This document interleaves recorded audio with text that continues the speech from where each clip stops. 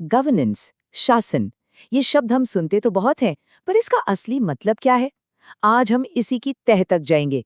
हम देखेंगे कि कैसे किसी देश को चलाने का तरीका या तो एक ब्लैक बॉक्स जैसा हो सकता है, जहां सब कुछ राज हो, या फिर एक ग्लास हाउस जैसा, जहां सब कुछ शीशे की तरह साफ हो। तो चलिए यहीं से शुरू करते हैं। किसी देश को चलाने का जो सिस्टम है वो आखिर है क्या?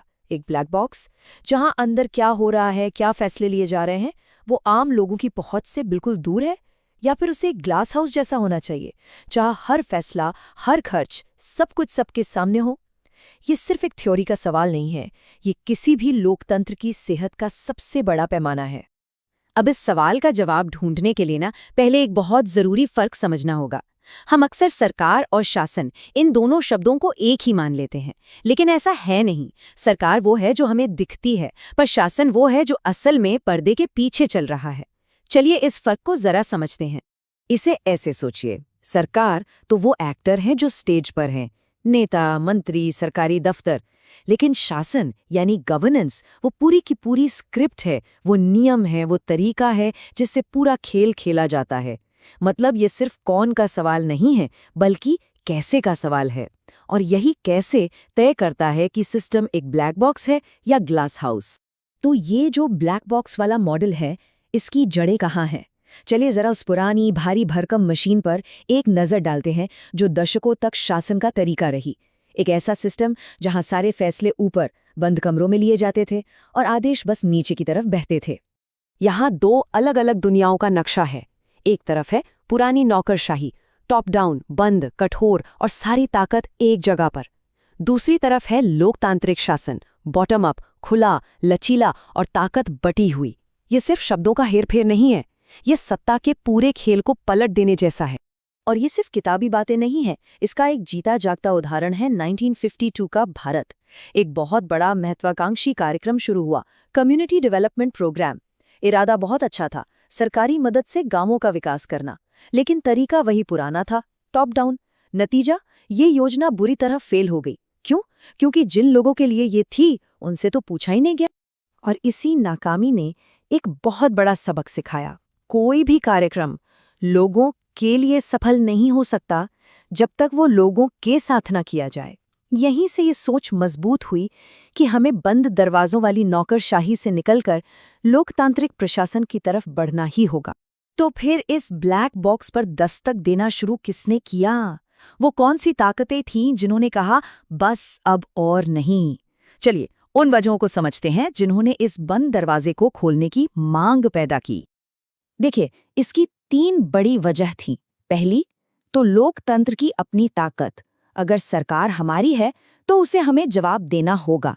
दूसरी, जैसे जैसे लोगों को अपने अधिकार पता चले, सवाल पूछने की हिम्मत बढ़ी। और तीसरी, सबसे जरूरी बात, लोगों ने पूछना शुरू किया, हमारे टैक्स के पैसे और हमारी दी हुई ताकत का इस्तेमाल कहाँ हो रहा है? जवाबदेही की यही मांग सबसे बड़ी ताकत बनी। अब जब ये मांग उठी तो इसके जवाब में शासन को बेहतर बनाने के लिए कुछ बहुत ही पावरफुल टूल्स यानी कि उपकरण सामने आए। चलिए इस गुड गवर्नेंस टूल किट पर एक नज़र डालते हैं। इस टूल किट का सबसे पहला और शायद सबसे ताकतवर औजार है सूचना का अधिकार यानी RTI।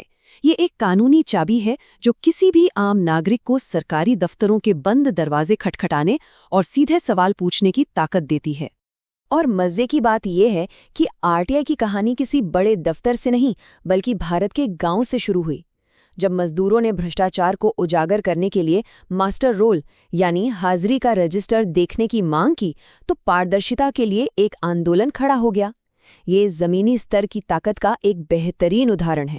हमारा अगला टूल है सोशल ऑडिट। अब इसे ऐसे समझिए कि हिसाब किताब सिर्फ बंद कमरों में नहीं होगा।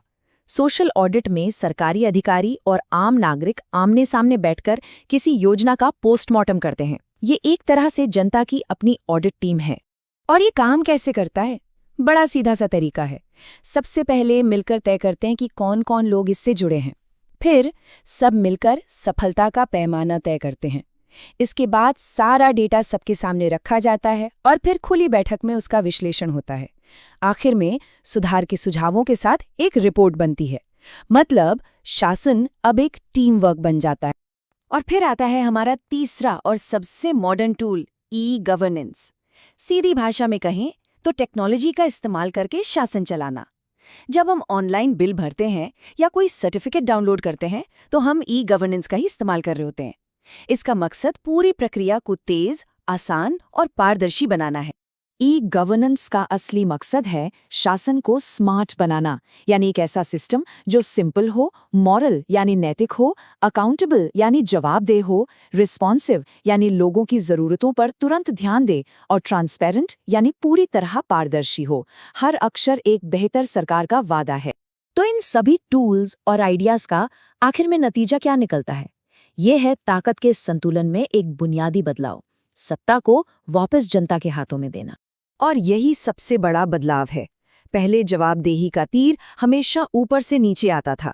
एक बड़ा अफसर छोटे अफसर से सवाल करता था, लेकिन अब एक नया तीर नीचे से ऊपर की ओर भी चलता है। अब आम नागरिक खड़े होकर सीधे अपनी सरकार से सवाल कर सकते हैं और उन्हें जवाबदेह ठहरा सकते हैं। और जब लोग इस तरह मिलकर काम करते हैं ना, तो वो सिर्फ समस्याएं ही नहीं सुलझाते, वे एक बहुत कीमती चीज बनाते हैं जिसे सोशल कैपिटल कहते हैं। ये और कुछ नहीं बल्कि आपसी भरोसे और रिश्तों का एक मजबूत जाल है। यही वो ताकत है जो एक समाज को जोड़े रखती है। और इस पूरी मेहनत का असर सिर्फ बातों में नहीं बल्कि जमीन पर भी दिखता है।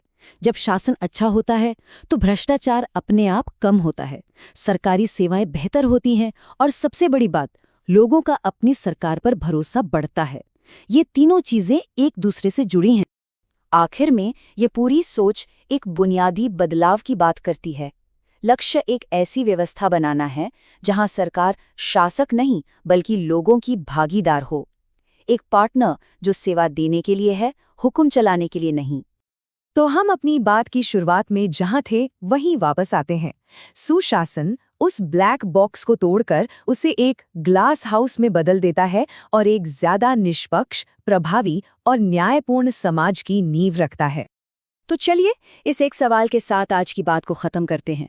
जैसे जैसे हमारी दुनिया और भी कॉम्प्लेक्स हो रही है, हमें और किन नए औजारों और विचारों की जरूरत पड़ेगी ताकि शासन का ये ग्लास हाउस मजबूत रहे और सत्ता हमेशा लोगों के हाथ में रहे?